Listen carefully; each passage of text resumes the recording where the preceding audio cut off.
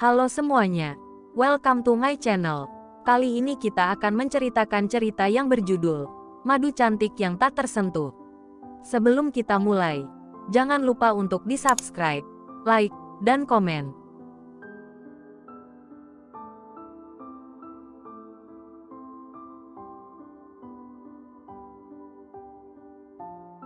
Episode 9. Di pantai, Belva mengangkat bahu dan menggeleng pelan. Entahlah, aku seperti terjerat selama-lamanya. Apa kamu punya rencana? Maksudku apa yang akan kamu lakukan setelah ini? Tanya Tigor lagi. Hening beberapa saat, hanya terdengar suara deburan ombak dan angin yang bertiup lembut. Aku ingin lebih sibuk, aku tidak ingin banyak menghabiskan waktu di rumah. Jadi, kita harus membuka cabang besar di sini. Aku akan membuat butik sekaligus membuka kelas desainer. Keduanya harus berbeda tempat, supaya aku tidak stay di satu tempat saja. Jelas Belva. Tigor mengangguk mengerti. Itu gampang. Aku akan bantu mengurus segala keperluannya. Bahkan, jika kamu izinkan, aku akan memulainya besok. Baguslah. Belva menghela napas lega dan tersenyum. Setelah urusan butik selesai, aku mau kita juga mengadakan event besar seperti di Jakarta 2 tahun lalu. Kalau perlu lebih besar lagi, kali ini kita bisa mengundang dan mengajak kerjasama dari rekan di Australia. Oke, ide bagus. Kebetulan sekali untuk ide ketiga kamu itu. Memang sudah aku pikirkan. Jadi, tidak apa-apa kan kalau besok aku langsung mempersiapkannya? Tanya Tigor. Terserah, kalau kamu tidak kelelahan. Aku sih gak masalah. Belva tersenyum. Deal, gimana kalau sekarang kita jalan-jalan aja? Ke sana tuh. Tigor mengedikkan dagu ke arah bibir pantai yang sangat menawan. Belva pun menoleh dan menarik napas dalam. Rasanya begitu penat saat ini. Ia memang membutuhkan healing sejenak. Come on. Belva berdiri dan langsung terlihat sangat antusias. Jadilah, mereka bergegas menuju pantai. Berjalan-jalan menikmati suasana alam yang begitu indah di sana. Sesekali mereka saling kejar-kejaran seperti anak-anak. Menyiprat-nyipratkan air laut seperti lautan milik mereka berdua. Tigor bahagia sekali bisa melihat Belva kembali tersenyum. Sementara dari arah lain, Ravin hanya tersenyum kecil melihat kebahagiaan Belva dan Tigor. Ternyata, Ravin tidak benar-benar beranjak. Ia sudah lama memperhatikan mereka berdua. Bahkan sejak perbincangan serius di kafe tadi. Maafkan aku, Belva, aku hanya menjadi luka untuk kamu. Aku tidak tahu harus berbuat apa, tapi kita tidak punya pilihan. Ravin bermonolog, kemudian ia langsung benar-benar beranjak pergi. Sudah sekitar 2 jam, Tigor dan Belva bermain air. Kemudian mereka duduk di sebuah batang pohon yang besar sembari menikmati jus jeruk. Angin bertiup menyibakkan rambut Belva. Wajahnya tetap bersinar cerah di bawah teriknya matahari. Tigor hanya tersenyum-senyum menatapnya. Lucu sekali, ucap Tigor tiba-tiba. Belva mengangkat wajah. Lucu. Aku mengajak istri orang jalan-jalan di waktu yang seharusnya menjadi bulan madu kalian. Belva tertawa renyah, kemudian berkata, ada gaya orang yang mengalami hal sama kayak aku. Harusnya bisa selalu bersama suami after menikah. Tapi aku malah pergi sama laki-laki lain. Banyak, kok. Tigor menimpal. Kayak kasus kemarin-kemarin yang sempat viral tuh. Baru sehari nikah, istrinya menghilang pas lagi cot ayam geprek. Ternyata dia lagi sama mantannya. Kabur. Hahaha. Tigor terbahak-bahak. Begitu juga dengan Belva. Meski di luar negeri, Tigor tetap update melihat berita-berita receh terhangat di Indonesia. Mungkin gak sih kalau si cewek itu ngapa-ngapain sama mantannya? Pikir Belva.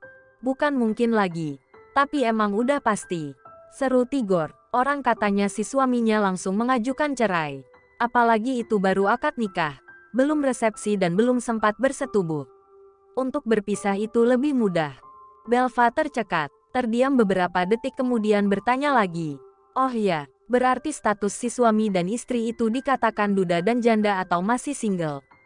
Kayaknya masih single, karena selagi mereka belum melakukan hubungan suami istri. Katanya sih masih dibilang seperti itu. Statusnya sama saat sebelum menikah, ujar Tigor. Lengang sejenak, Belva tersenyum tipis. Berarti kalau aku bercerai sama Ravin, aku masih dibilang single dan perawan juga, dong. Tigor terdiam. Kemudian menatap serius wajah Belva yang terlihat begitu santai. Apa kamu berniat seperti itu? Tanyanya. Entah. Tapi apapun kan bisa aja terjadi. Apalagi pernikahan aku sama dia hanya karena perintah keluarga. Kalau yang memerintah akan berpulang lebih dulu, ya kemungkinan untuk kami berpisah tentu lebih besar. Belva terkekeh sendiri.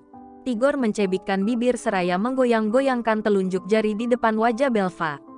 Seolah bisa menebak jalan pikiran wanita itu. Udah jauh aja pikirannya, kata Tigor. Lain cerita kalau mereka panjang umur.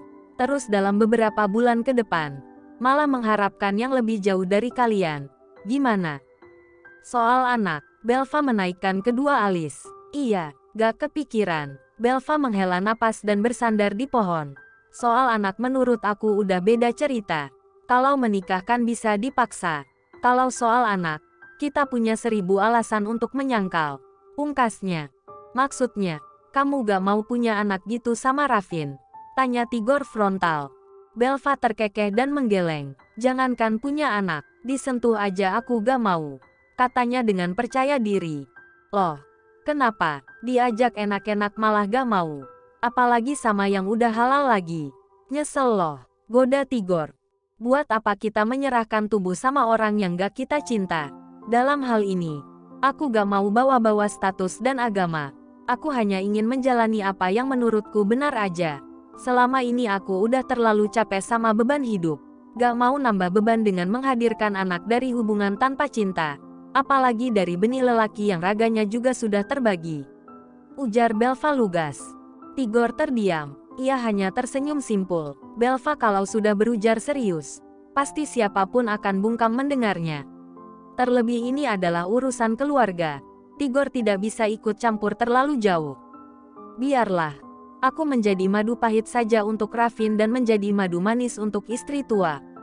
Belva tersenyum getir. Ia menciptakan istilah sendiri. Mungkin maksudnya adalah madu pahit yang tak dapat tersentuh oleh sang suami. Sementara menjadi madu manis untuk istri pertama. Karena raga suami masih utuh miliknya. Aku hanya mendoakan yang terbaik aja buat kamu, Bel. Apapun itu. Semoga kamu selalu bahagia, kata Tigor. Belva tersenyum manis. Kemudian berganti memberondong pertanyaan pada Tigor. Sekarang giliran kamu. Belva menyerongkan tubuh agar lebih dekat dengan Tigor. Kenapa kamu belum juga mau menikah? Tigor terbatuk saat meneguk jus jeruknya. Wajahnya sampai memerah. Tumben banget nanyain kayak gituan. Balas Tigor. Kenapa emangnya? Wajar kali. Umur kamu udah 30 tahun. Sudah hal lumrah kita membicarakan hal seperti itu, kata Belva. Tigor terkekeh, kemudian menghela napas panjang. Belum pengen aja, belum ada yang bikin greget gitu, ucap Tigor, membuat Belva mengernyit. Emangnya kamu mau wanita kayak gimana? Tanya Belva. Nggak tahu juga, belum kepikiran. Sih, Tigor sangat menyebalkan. Dia tidak pernah mau berterus terang soal perasaannya. Bahkan membuat Belva membuang napas kasar. Sekali-kali serius kenapa? Tigor, kamu udah tahu segala tetek bengeknya kisah romans aku. Sekarang giliran aku yang mau tahu kisah kamu gimana. Belva mulai kesal. Tigor tertawa lepas, kemudian berujar. Memangnya aku kelihatan gak serius? Ya, tahu ah, gumam Belva. Tapi sumpah deh, aku tuh belum kepikiran buat nikah. Pacar aja gak punya, teman dekat cewek yang paling deket aja kan kamu, Bel. Itu pun karena aku manajer kamu aja. Tigor berkata santai. Masa sih? Atau jangan-jangan kamu tuh sebenarnya kaum belok? Ya, Belva asal tebak, membuat Tigor melebarkan mata. Kalau misalnya iya gimana? Tatapan Tigor tiba-tiba menjadi begitu erotis namun serius. Membuat Belva mendadak bergidik ngeri. Wah, beneran belok nih cowok. Sayang, ganteng banget padahal. Belva terus membatin.